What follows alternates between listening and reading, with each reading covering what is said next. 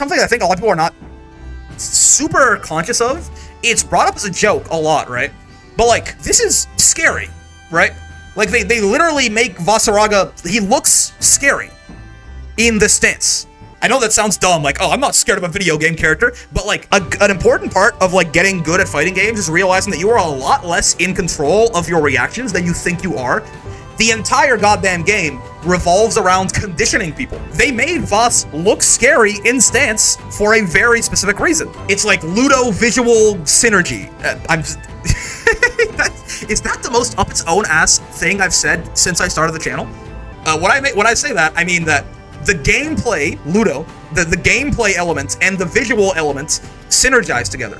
The stance, mechanically, is genuinely scary because it forces a very difficult RPS situation, whereas visually, it's also scary, right? It's also scary, and those two things combine and synergize to make stance freak people the fuck out. You know how often I see, like, really good, like, top-level pro players brave counter Vasaraga in stance? All of this to say, if you have a good idea of what your game plan is, and you have a good idea of what tools you were given to use that, to enforce that game plan, suddenly it's almost like your offense writes itself. Suddenly it's like, okay, well, I need Soulforge up, because Soulforge is what makes me scary, and now that I'm scary, I need to do stance, because stance is the scariest thing I have, and boom, get Soulforge when Soulforge do stance is actually a very solid layer 1 on Vasaraga. And it all stems from just understanding what your character was designed to do and what his tools are that do that the best for him. And unironically, as dumb as it sounds, looking at the fact that what is the place where Voss, he literally looks the scariest, that is probably the tool that is designed to scare your opponent the most. All right, folks, we are back doing more replay review. I believe by the end of this, we'll do this okay, I guess, replay, if okay, I guess, is okay with it.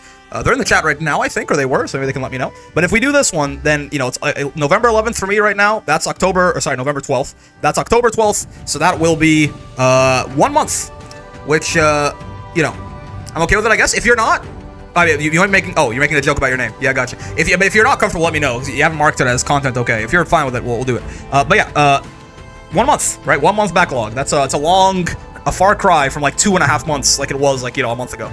We really been chewing through it here. But first, yes, I'm good with it. Okay. Yeah, I thought so.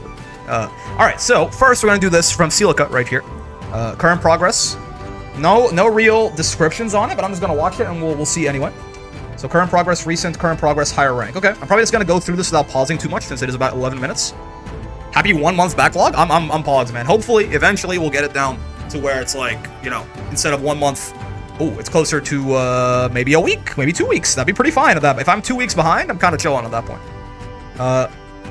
Yeah, before we get started, as always, I mean, first off, if you want to like that video, subscribe. If you want to come by and watch the stream so you're not 2 weeks behind, feel free to do that. That'd be great.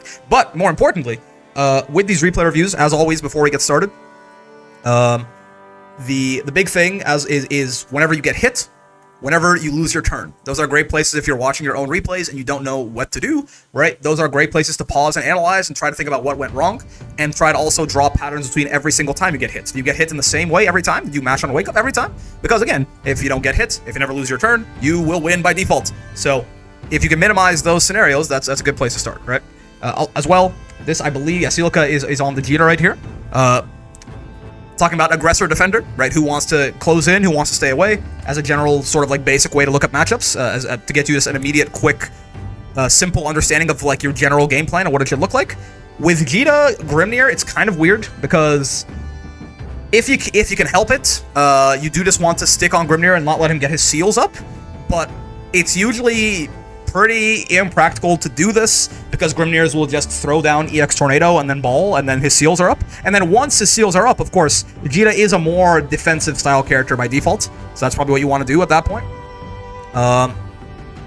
With all that being said, though, considering like this, we're talking about some C rank gameplay here, I always am of the opinion that when you're new, just focus more on offense than anything else, right?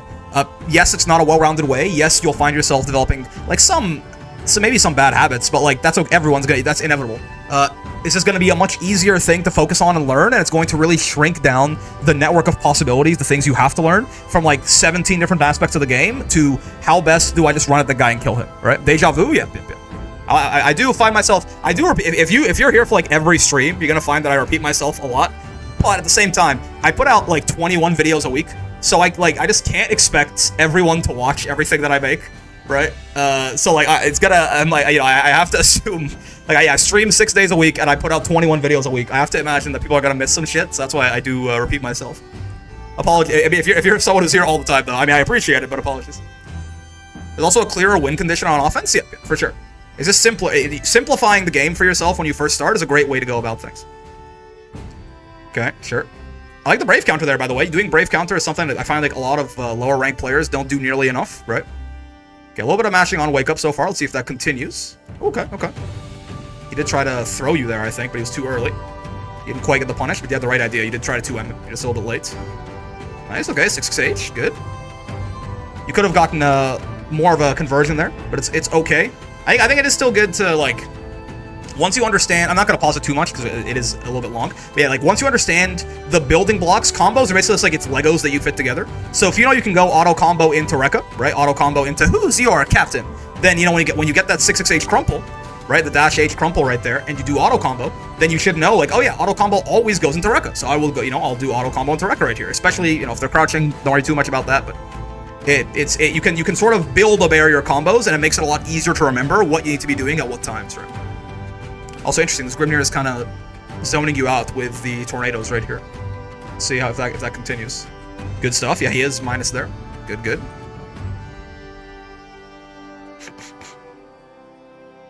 A general rule of thumb, if someone does a special move and they don't glow orange, or blue, let's say, the blue is a little bit more of a toss-up, but if someone does a special move and they don't glow orange, or the move isn't very, very slow, then it's probably your turn. They're probably minus. You can probably hit a button and go first, right? And counter hit them. Nice anti-airs. I like it. I like it. Exclamation mark Grimnir. So true. Maybe we should add more exclamation marks at some point.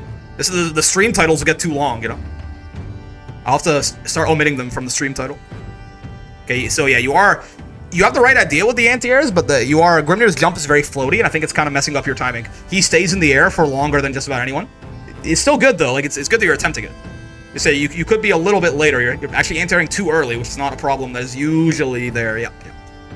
That, your Eureka right there is, unfortunately, it's minus. Okay, again, if, minus meaning that you will recover slower than them. They get to act first. So if you both hit a button right after that, you get counter hit. Though you dare say unfortunately? I mean, unfortunately for them, right there, right? I don't mean unfortunately for the state of game balance as a whole. I mean, unfortunately for them in that case, because they got smacked. Make a redeem to make a command? I think that's like, might have to be expensive if that's the case. Ow. Okay. I mean, this Grimnir is just kind of jumping at you. So I am glad that you're like, even if you're not getting big combos off this, yeah, just that's fine. Just like stopping him. But yeah, like, so once you get your anti-air though, right? Like once you get your anti-air here, you gotta go, man. Like he's knocked that, it's your turn, right? Yeah, you have to go and kill him. Right? The problem is you're getting a lot of these anti-airs on Grimnir, and like not getting a combo is fine, right? But yeah, it won't stop him because you're not doing anything after it, right? What will stop him is once he's knocked down like this, go in there and run some offense, right? I feel like you feel very uncomfortable actually going up to the guy and trying to kill him. Funny enough, you are playing a very defensive playstyle, which is, in the long run, probably what you're going to end up doing with Jita, but everyone needs to play offense at some point, and every defensive character, even like the pure zoners, are going to, when they get a knockdown, they're going to run in and try to kill you, right? No one in this game, like, gets a knockdown and then continues to zone, almost ever, unless it's in a very, very specific matchup and a very specific character sometimes, right? So like the anti-airs are good. It's okay. You're not getting big damage off them. When he gets knocked down though, you gotta go in there and kill him, man. You gotta go in there and kill him. Street Fighter Grimnir, yeah. I mean, we are looking at C rank gameplay here, fellas, as well. So like keep your expectations realistic. It's totally fine to be a beginner. The Grimnir is not playing optimal Grimnir, obviously, but you know, so what? That's totally okay. Oh, okay, interesting. Lights into DP is definitely risky, though. You gotta be careful. Yeah, again, like, I think... you're right, VSalt. I wonder if it's the case that maybe Silica has, like, seen how some of the better Jitas play, and they notice that they're playing very defensively, right? Very sort of passive. And they're like, oh, okay, so that's the correct way to do it, right? I'm seeing more 2Hs than in higher ranks. The anti-airs are good, man. The anti-airs are good. You just have to make sure you take your turn afterwards, right? But yeah, so it might be the case, like, they're seeing how some of the higher level Jitas play, like watch some high level gameplay or something, and they go, oh, okay, well, if that's what's correct, then I'll do it too. But you have to realize that people play at high ranks, like how they run their neutral, how they run their defense, things like this, even their offense. While you can pick up some, like, more basic stuff, a lot of it is based around the way that people will play against them at those higher level ranks, right? So what might work great for them might actually be the wrong thing for you, because it's based around a bunch of assumptions about how these higher level players are going to play that just simply do not hold true in C rank, right? How do I download replays from the game? Want to try getting reviewed too? I actually don't know, good sir. Combos L6? True. I mean, yeah, you got some decent corner combos going on here. Unfortunate. Wake up SSBA. Yep. You dead here? No. That's good. Nice. Yeah, you got... Again, see, your EX Fire... Ooh, okay. Your EX Fireball, it won you the Fireball War, right? You have to take your turn sometimes. The new Steam feature does make it easier. I did not realize Steam had a recording. That's interesting. I was unaware. Intentionality is important? Oh yeah, for sure.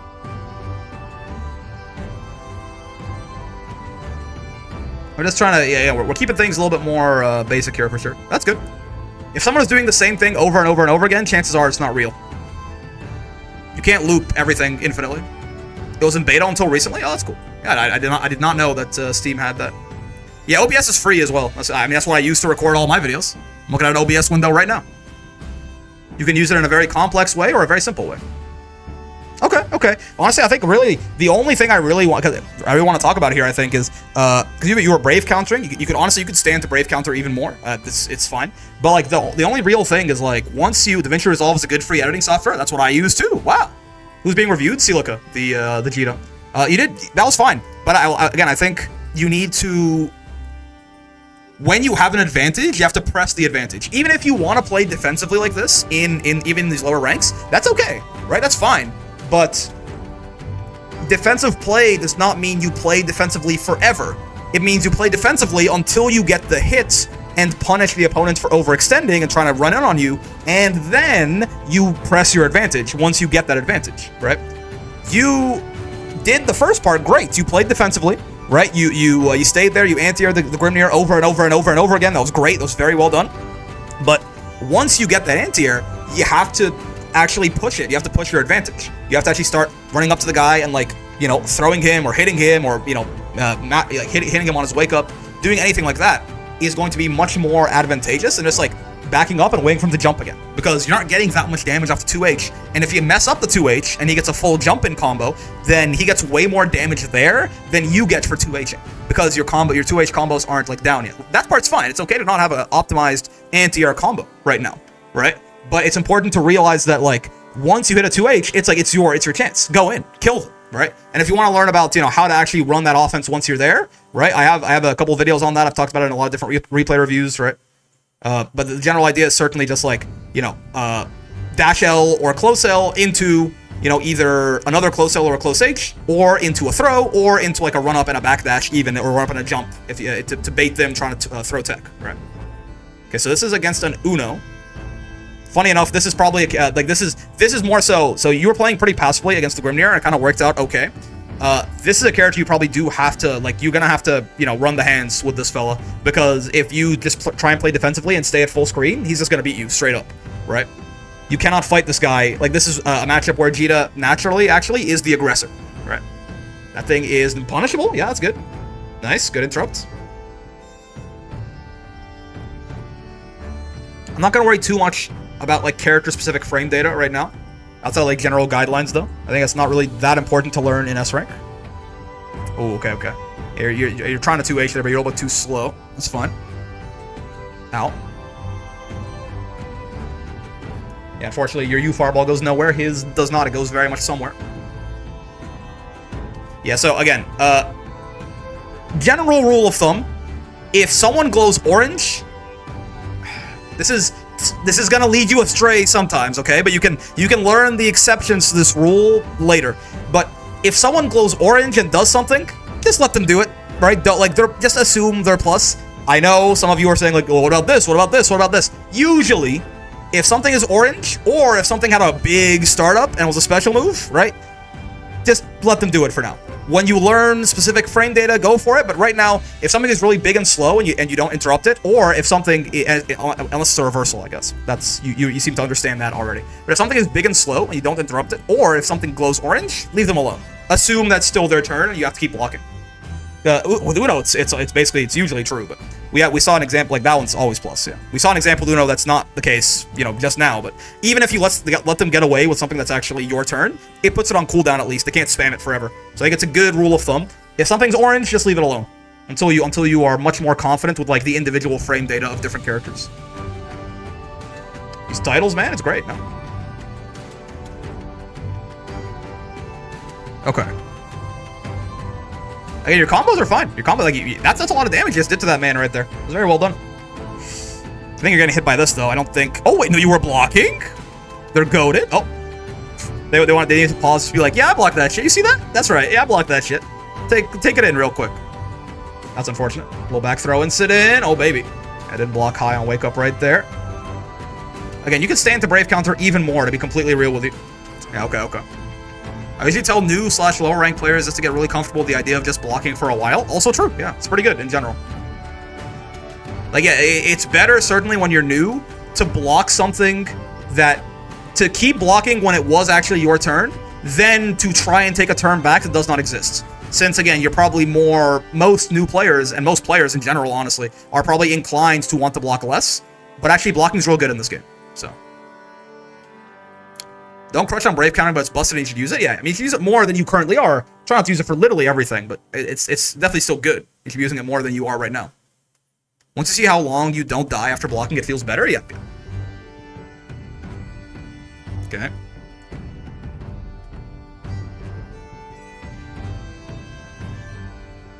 Interesting, sure.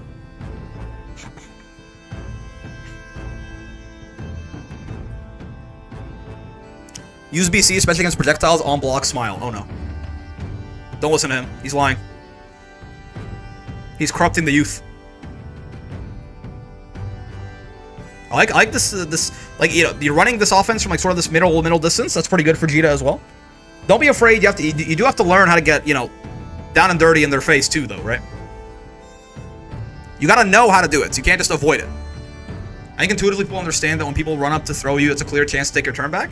I think a lot of things intuitively might not be the case, but maybe, right? I think you have to, depending on how new they are to fighting games, I think you have to realize that some things, a lot of assumptions, a lot of genres are not quite as intuitive as you might think. But yes, I see your point still stands though. Your point still stands. Okay. Nice interrupt. Oh baby.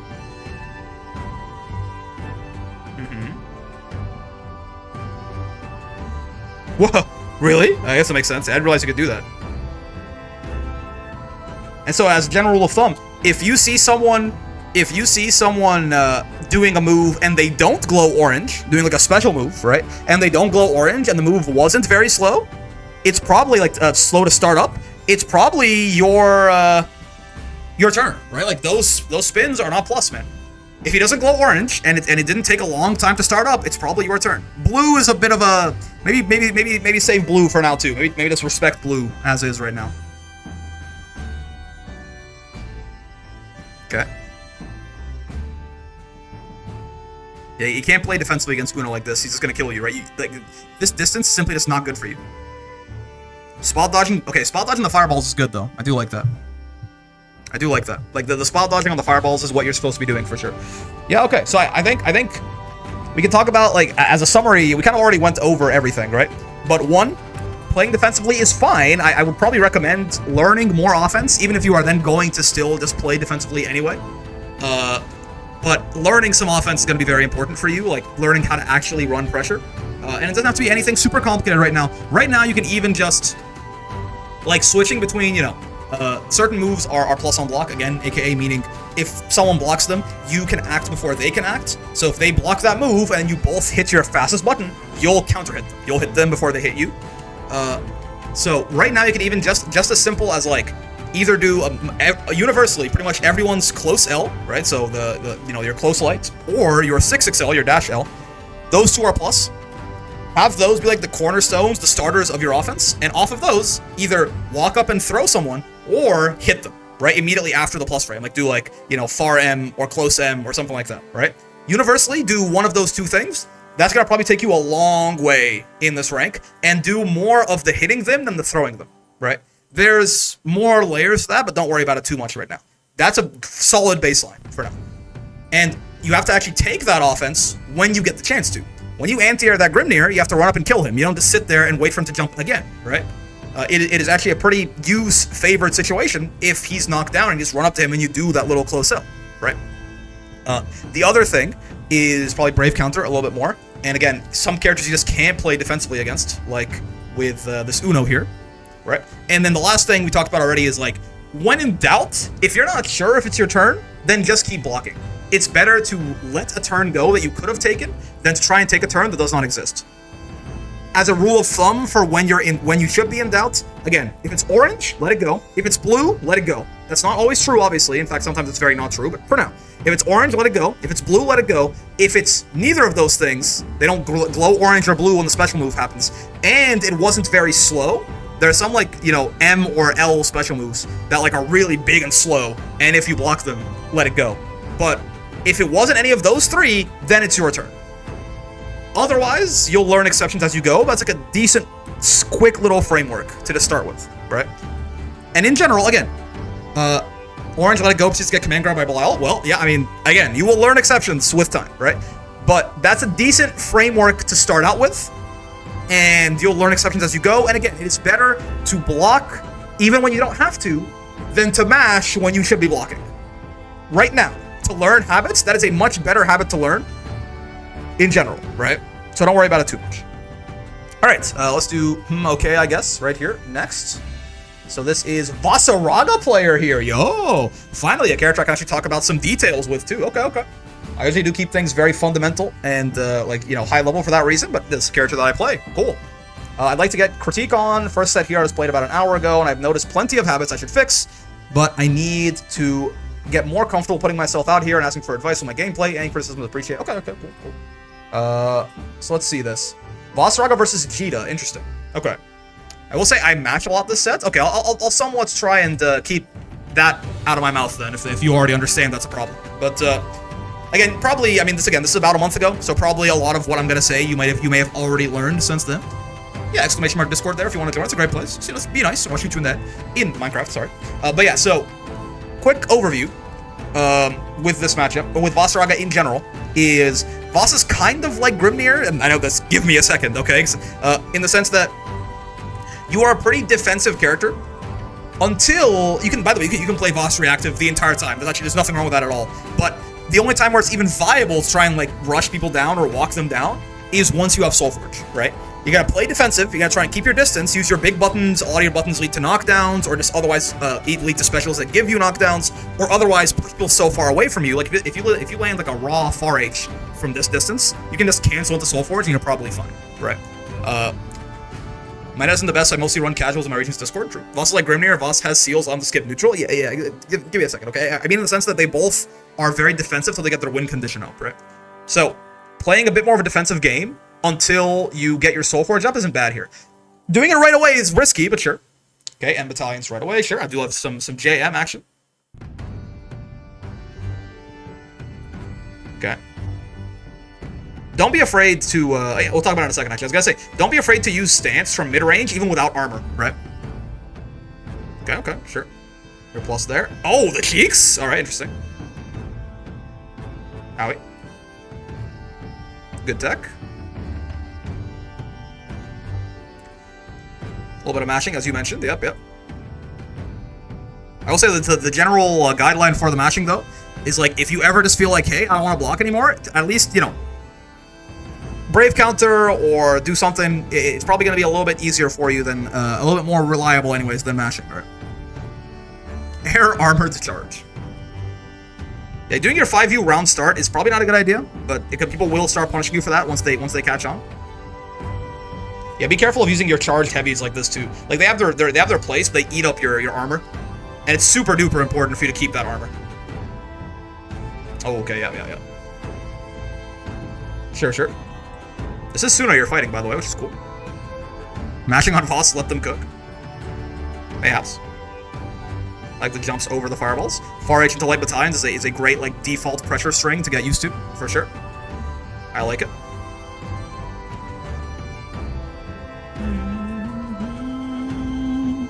I did get cooked, it's fine. Happens to everyone. You gotta be cooked you gotta get cooked to be delicious. They did this hard call out your DP right there, sure. But maybe because you've given them a general sense of like impatience. So they're expecting. Yeah, don't be afraid to use your stance when you're that far away, even if you don't have any armor. That M follow-up is gigantic. Like, just sitting and stand. Obviously, Fireball will beat you like that, but you can use that if you're too far away.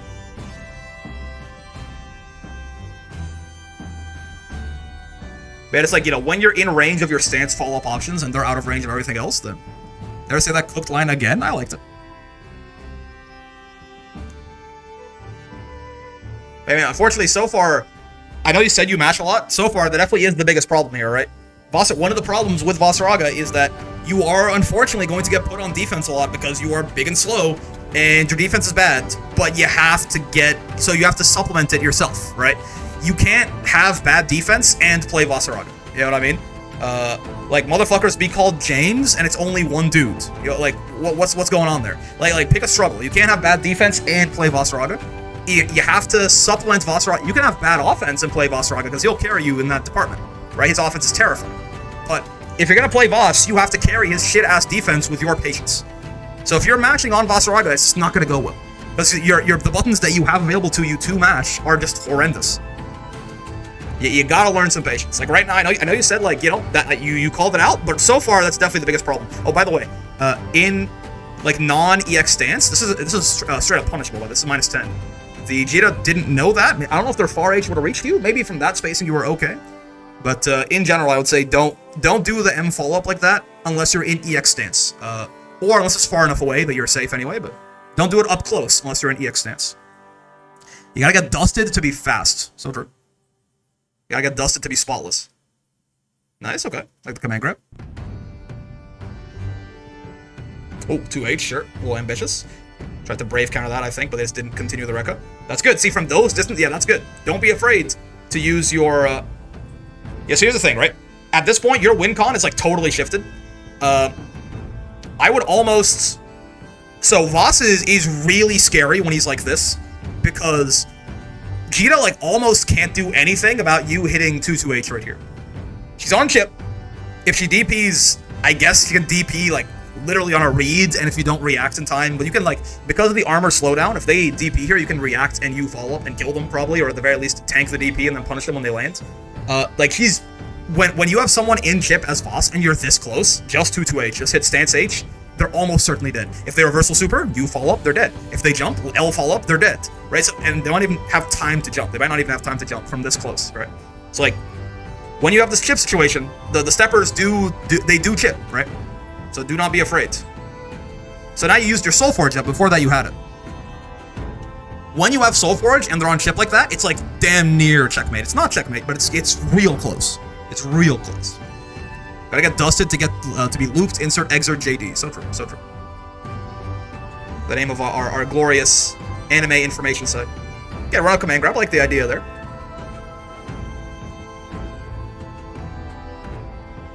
Oh yeah. It's bigger. It's not quite that much bigger. I think in general as well, in your block strings and stuff like that, the armor makes you follow up an easy reaction. Yeah, armor will like. Even multi-hit DPs, a lot of them will like slow down as they're hitting Vasaraga because like the hit stop is like gun gun gun gun. So if you're quick on it, if someone DPs your armor, you can like straight up you follow up them, right? But yeah, something else is in your block strings, don't be afraid to just like go for Soul Forge. Like don't be afraid to poke someone with far H from far away and then 5U. It's technically not safe, but people have to be like basically hard calling it out to do so. And the further away you are, the better. Or if, like, you know, you hit them with a U Fireball like that, U Fireball is usually free Soul Forge. You're, like, plus up 175 billion on that thing from a lot of ranges. in general, getting Soulforge up should be a much higher priority for you because it's what makes Vasaraga a character. When he doesn't have Soulforge, he's really, really bad. When he has Soulforge, he's really, really good, right? It really is that simple. Doing VOD reviews, I see, is true. That's true. Ow. So like, be sure to, again, prioritize getting, like right here, on this hard knockdown, you gotta, on any knockdown you get, unless you have a really good reason not to, you gotta get Soulforge. You gotta get Soulforge back up. Not on those, because, oh, they didn't tech too. You could have right there, but yeah. On techable knockdowns, maybe not.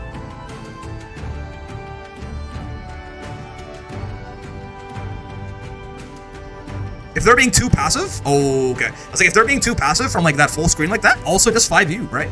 Like, you have to make them, even if you want to play a more defensive boss, you have to make them want to approach you. And the way you do that is by threatening that I'm going to get Soulforge.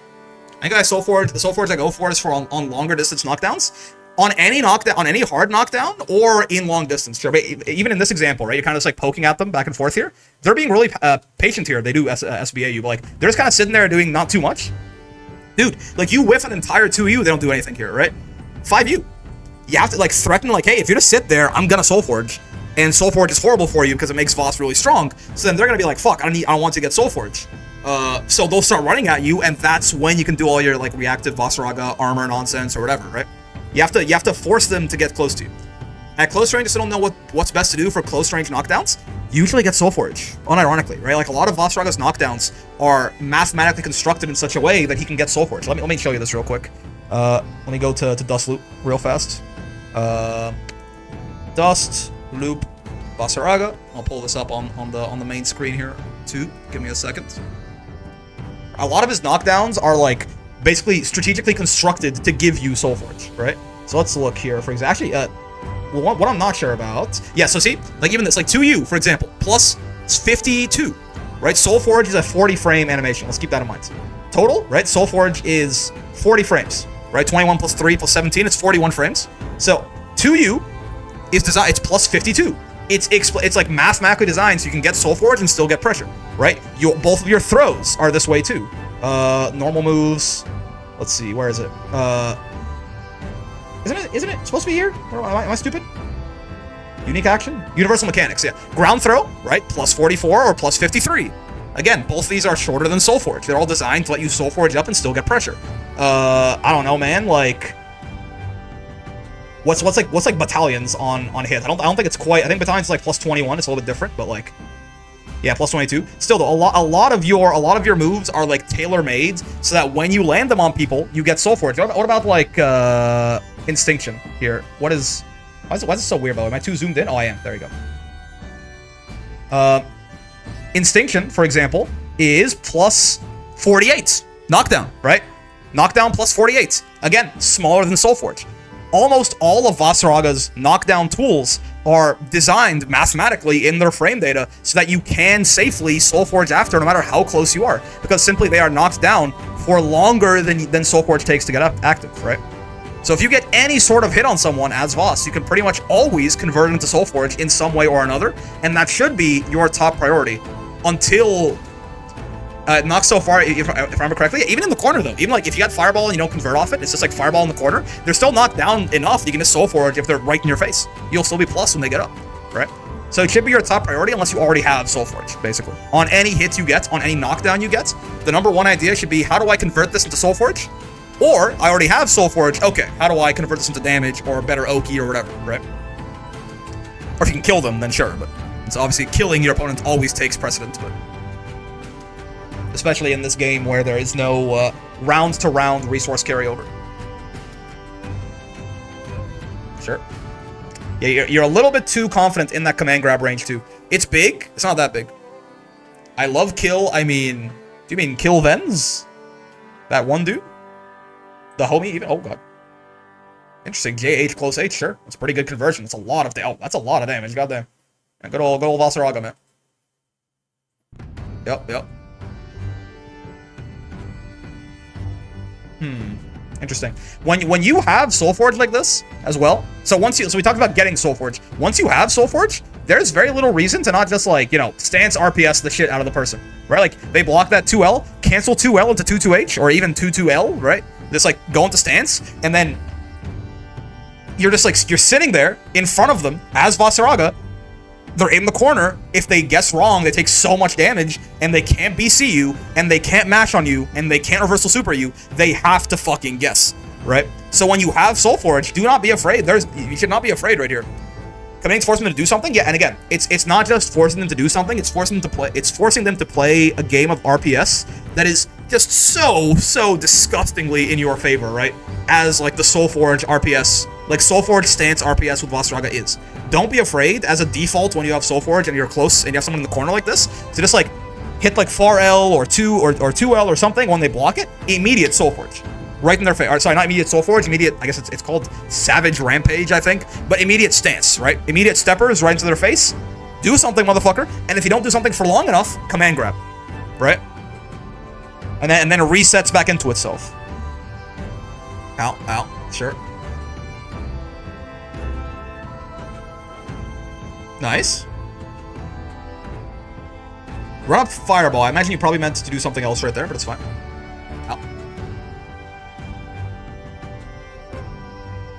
Oh, yeah. A couple of times where you also have, you just have to get a better feel for, that was full cinematic, really. You have to get a better feel for just like how big or small that command grab is, right? I like that you're using it a lot. I think that's a good thing. It is like one of the most important tools in Vasaraga's kit is that light command grab, for sure. But, oh, I like that you tried to do the funny. That can hit them sometimes, depending on what move they use to smack into you there. But you have to realize that, yeah, you have to know exactly how big it is, because you've had a lot of whiffs that have been punished pretty hard so far. And if you're not sure, by the way, don't be afraid to do H command grab either. Yeah, it's a reaction check. Technically, it's fake, but like by that logic, almost every single piece of offense in the entire game is fake. Like the 5U there as well to catch them trying to mash, possible. Though 5U is punishable on block, so be careful. Yeah, don't be afraid to like H command grab to jump scare them, exactly, right? Because again, your whole thing with Vaseraga, the entire point of the character is that Vaseraga gets probably the second highest reward in the entire game off counter hits. Something like that. I think Vaseraga has the second scariest counter hits in the game.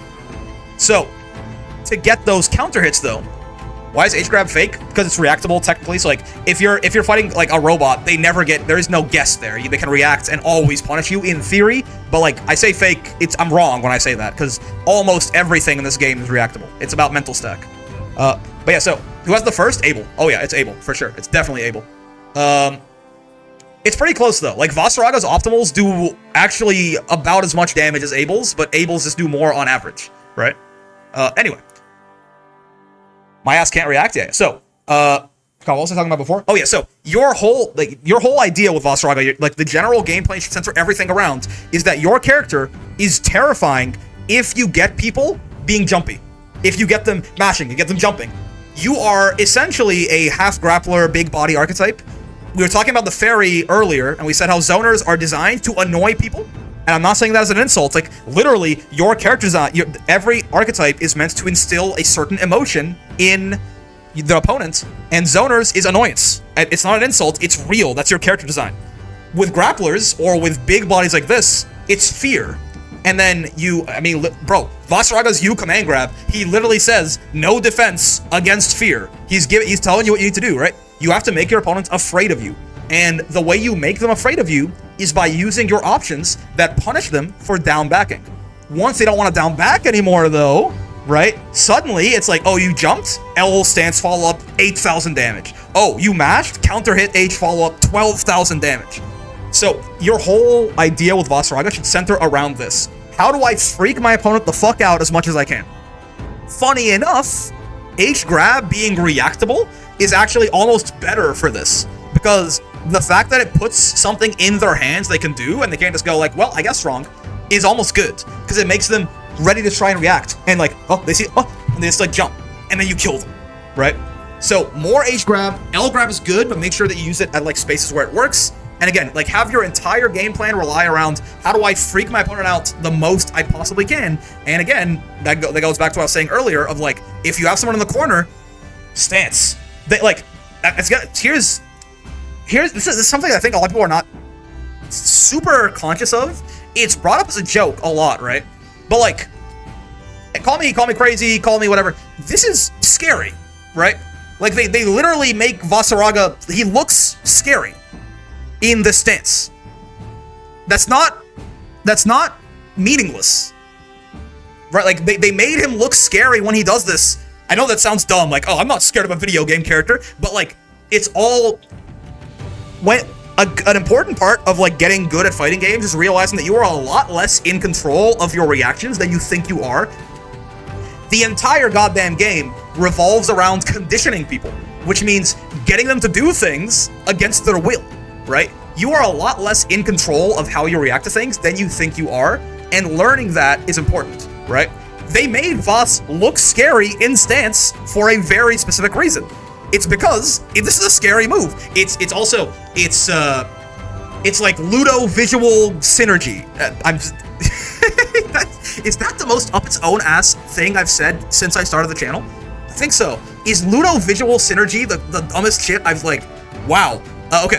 When I say that, I mean that the gameplay Ludo, the gameplay elements and the visual elements synergize together. The stance mechanically is genuinely scary because it forces a very difficult RPS situation where you die if you get hit, right?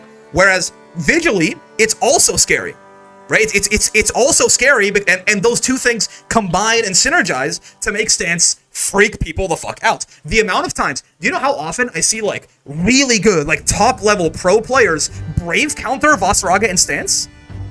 What the fuck are you doing? It's guaranteed death and you spend a brave point. I've done that shit. Players way better than me do that shit all the time. And not just against like really good Vasaragas either. It happens to like my Vasaraga gets people doing this, right? Because he's scary. And when people panic, they brave counter. Even though if they're really good at the video game, they know they can't do it. They know they shouldn't do that. But he's scary. All of this to say that if you have a good idea of what your game plan is, and you have a good idea of what tools you were given to use that to enforce that game plan, suddenly it's almost like your offense writes itself with these like super like jagged characters like Vasaraga.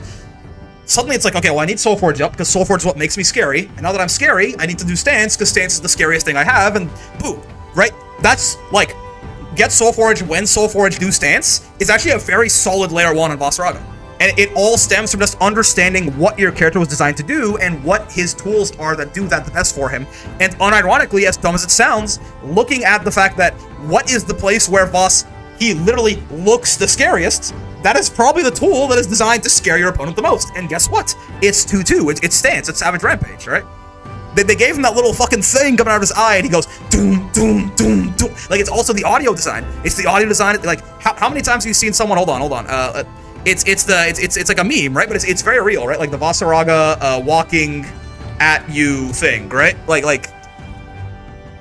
Oh god, where's the GIF? Oh, it looks at some of my thumbnails in there. But you know the GIF I'm talking about. You know the GIF I'm talking about. If I pull up in Discord right now, you'll see what I mean. If I just go like it's the first thing that comes up when you type Vasaraga, I think, right? It's this, right? This thing. How often have you seen this? The stance is scary, and they made it that way on purpose, and they succeeded. It is like it's like genuinely people are scared when they see this. I went on a very long tangent right there, but it's something I'm very interested about. How like the visual and audio design is not meaningless. It's like genuinely there for a purpose. The 6th one, yeah, right? It's there for a purpose. Use it. Like the art and the visuals of a game is not just there for fun. All right, that's probably about it, honestly. Like your replay is about done. I think I've covered everything I want to talk about right there. But yeah, well, let me see if anything else interesting happens at the end here. What you're saying is making sense. I'm glad. So I saw his Grounded You Lightning was better pre-patch. What is this song? It's so chill. It's United We Stand from EU4. Let me show you real quick. Europa Universalis 4, Lines of the North OST, United We Stand. Yeah, EU4 has such good music, man. Such good music, which kind of has to, because like a lot of the game is like staring at a map the whole time. So, but yeah, I think that's about it for what I have to say about this Vasaraga replay. I just want to, quick shout outs to what did I said Ludo visual synergy, right? That quick shout out to again the most up its ass thing I think I've ever said. But I don't know, listen, I understand the consequences of utilizing erudite vernacular, irrespective of consequence, unnecessarily, right? Like, I get that. But, like, funny enough, some of those more fancy $5 words are actually very good for, like, very easily encapsulating like a very complicated meaning in one word. The problem is then you have to explain them anyway, and it kind of defeats the whole purpose, right? But if someone knows what you're talking about, when I say Ludo visual synergy, they'll understand what I mean. The point is, sorry about that, but I explained it anyway. Okay, so don't get too mad at me. Yeah. I think that is gonna do it. Look at that, October 12th, November 12th, 1 month apart. Hopefully, by next week, the backlog will close even more, possibly. Yeah, well, I think so. I think 8 replays. We got 8 replays done a week, right? I love learning big words. I'm happy. Yep. Ludo is just like, it's related to games, essentially, right? So there's like, you hear about like Ludo narrative dissonance, for example. A lot. Apparently, this is a thing. Now we're gonna finish this video off in a second. I'm also, you have to. I like fighting games. I'm a nerd about everything though, not just fighting games. But Ludo narrative dissonance, for example, is like, have you ever this happens a lot in like old PS2 games and shit. For some reason, like Budokai Tenkaichi 3 is like one of the best examples of this in my head. But it's like, say you like fight a boss fight in a game and you beat the boss fight, but then once the health bar goes to 0, it like fades to black. And the cutscene is like the boss beating you. It's like you losing the fight in the cutscene, even though you just beat the boss in the game, right? That is Ludo narrative dissonance, because what happened in the game and what's happening in the story don't match, right?